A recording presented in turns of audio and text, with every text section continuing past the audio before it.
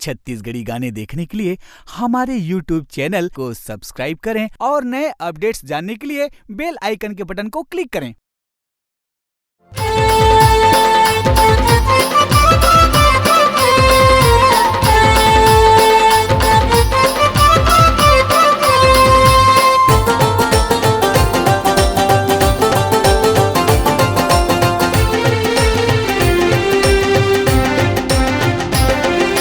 चूड़ी पायल कंगना लेके बारात आऊं रानी तोर अंगना, लेके बारात आऊं रानी तोर अंगना। डोली माँ बिठा के भांवर परा के, डोली माँ बिठा के भांवर परा के ले जाऊं तो लाया अपन संगना।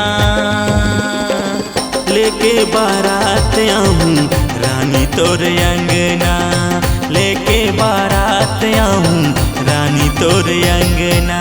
चूड़ी पायल कंगना लेके बारात आवे राजा मोर अंगना, लेके बारात आवे राजा मोर अंगना।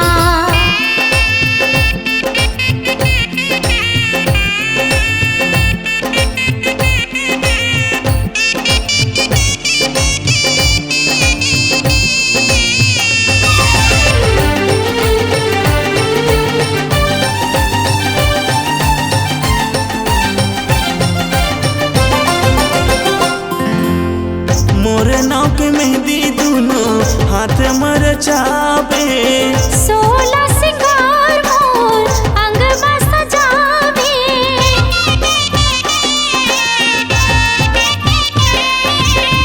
बन के दुल्हनिया तय मोर घर मयावे। चुटकी भर सिंदूर लाली मांगवा सजावे। सुरता तोर दिन मायाए, सुरता तोर दिन मायाए रति हम सपना। लेके बारात आवे राजा मोर अंगना, लेके बारात आवे राजा मोर अंगना। चूड़ी पायल कंगना लेके बारात आऊं रानी तोर अंगना। हाँ लेके बारात आवे राजा मोर अंगना।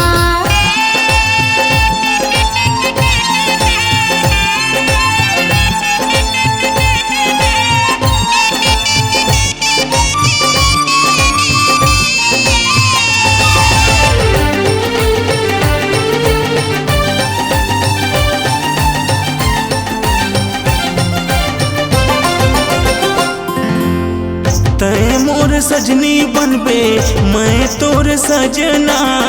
जन्म जन्म रही तोर मोर बंधना।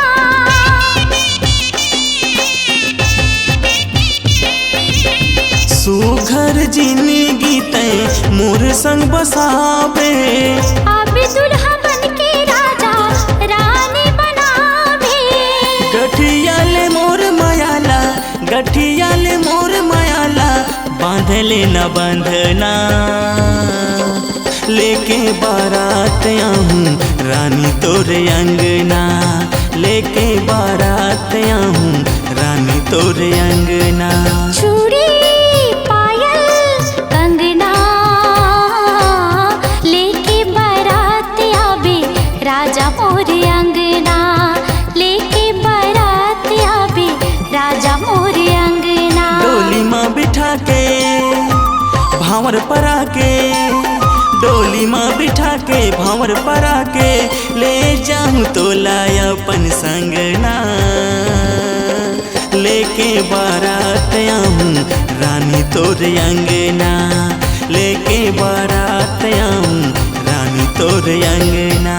चूड़ी पायल कंगना लेके बारात आऊं रानी तोर अंगना, लेके बारात आऊं रानी तोर अंगना। हाँ लेके बारात आवे राजा मोर अंगना, लेके बारात आऊं रानी तोर अंगना।